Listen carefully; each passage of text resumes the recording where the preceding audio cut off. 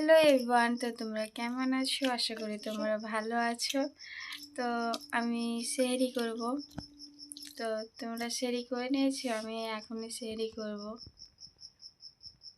তো চলো তোমরাও খেয়ে নাও, আমিও খেয়ে নিই। এই যে ডিম আলুর দম রান্না হয়েছে। তো খাওয়া দাওয়া শেষ, খাওয়া দাওয়া হয়ে গেল। আমাদের বাড়িতে আমার বোন আর আমি করি, আমার ছোট বোন রোজা করে আর আমি করি। হাই বন্ধুরা, তো এখনই নামাজ পড়ে এলাম। ভালো থাকেন সবাই। এখন যাচ্ছি ডিউটি জয়েন করতে, কাজ না করলে হবে।